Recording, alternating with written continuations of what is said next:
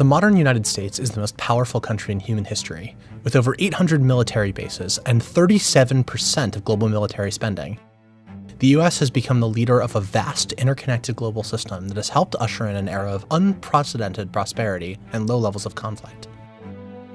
To understand America's position in the world, and why it's so pivotal for world politics as we know it, you have to go back to the country's founding, back to when America wasn't a global power in any sense of the word. During the first 70 years of its existence, the United States expanded in both territory and influence in North America, eventually reaching the Pacific Ocean, in a wave of expansionism that resulted in the wholesale slaughter of the indigenous people who populated the continent. But early Americans were deeply divided as to whether the country should expand beyond the Pacific and Atlantic Oceans. This became a major debate after the Civil War, when some leaders, like post-war Secretary of State Seward, argued that America should push to become a global power. Seward succeeded in pushing a plan to purchase Alaska from Russia, but his attempts to buy Greenland and Iceland, as well as annexed territory in the Caribbean, were all blocked by Congress. That's because some Americans, including many on Capitol Hill, had a strong anti-imperialist bent. These people worried about America getting more involved in global politics, as well as having to integrate populations from quote-unquote inferior races. And this opposition implied major checks on the imperialist urge to expand. But something was happening in the late 1800s that would change the debate about American expansionism. The Industrial Revolution produced explosive economic growth, and the bigger US economy required a more centralized state and bureaucracy to manage the growing economy. Power became concentrated in the federal government, making it easier for expansionist presidents, like William McKinley, to unilaterally push American influence abroad. The key turning point came in 1898, when President McKinley dragged the country into war with Spain over Cuba, despite some intense domestic opposition. The rising United States easily defeated the moribund Spanish Empire, acquiring Puerto Rico, Guam, and the Philippines in the process. Over the next 2 years, the US would annex the Kingdom of Hawaii, Wake Island, and American Samoa. A few years later, the US took control of the Panama Canal Zone and sent troops to occupy the Dominican Republic. It also purchased the American Virgin Islands. This period of rapid acquisition of far-flung territories put the US on the map as a truly global power. During this time, America also began using its influence to protect its growing commercial and military interests abroad, installing pro-American regimes in places like Nicaragua, and playing a major role in international diplomacy regarding the Western presence in China. World War I showed just how much America's influence had grown. Not only was American intervention a decisive factor in the war's end, but President Wilson attended the Paris Peace Conference, which ended the war, and attempted to set the terms of the peace. He spearheaded America's most ambitious foreign policy initiative yet, an international organization called the League of Nations, designed to promote peace and cooperation globally. The League, a wholesale effort to remake global politics, showed just how ambitious American foreign policy had become. Yet isolationism was still a major force in the United States. Congress blocked the United States from joining the League of Nations, dooming Wilson's project. During the Great Depression and the rise of Hitler, the US was much more focused on its own region than on European affairs. Ultimately, America's ever-growing entanglements abroad made it impossible for it to stay out of global affairs entirely.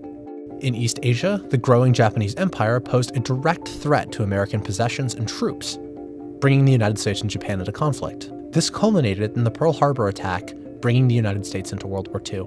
World War II would transform America's global presence forever. The United States was the only major power to avoid economic ruin during the war, and it was the sole country equipped with atomic weapons. As such, it was in a unique position to set the terms of the peace, and, with the aim of preventing another war in mind, it took advantage. The most famous example of this is the creation of the United Nations. The UN Charter set up a system of international law prohibiting wars of conquest, like the ones waged by the Nazis and the Japanese. It also served as a forum in which the international community could weigh in on disputes and help resolve them.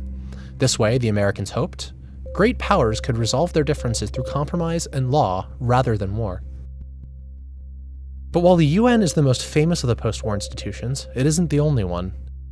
730 delegates from all 44 allied nations came together in a small vacation haven in New Hampshire.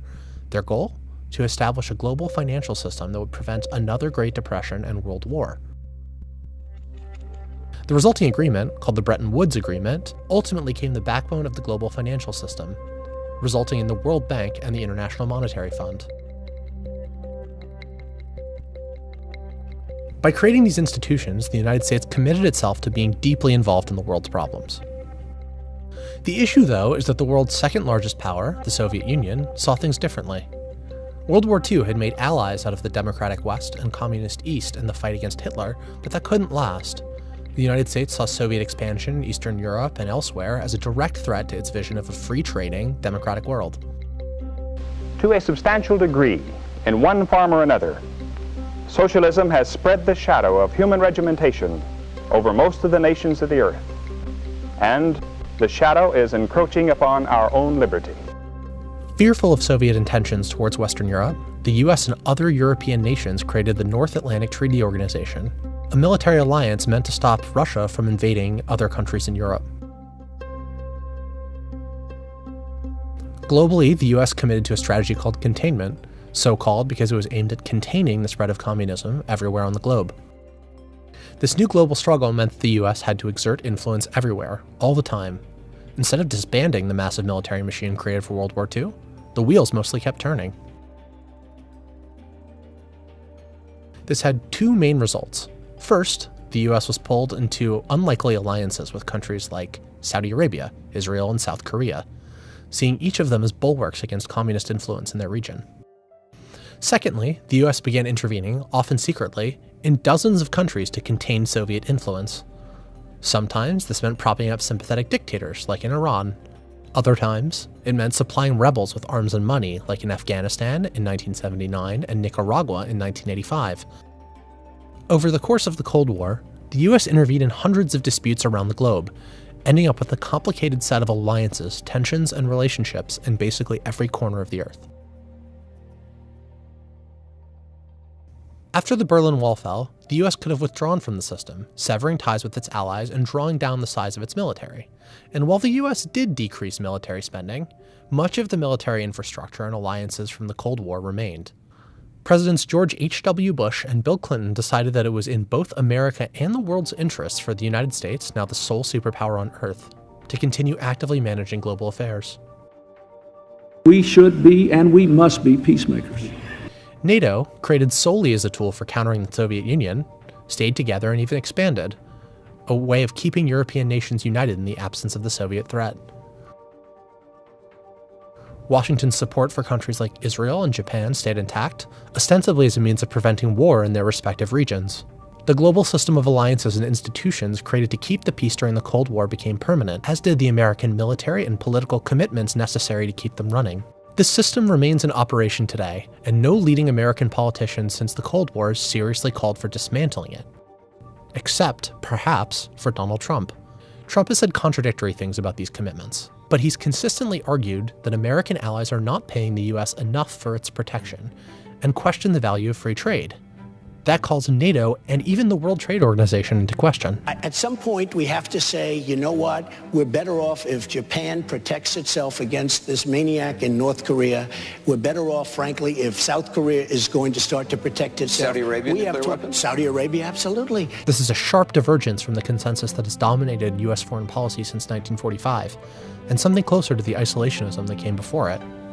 So will President Trump act on some of candidate Trump's ideas and reverse decades worth of institution building and alliances? We'll find out soon enough.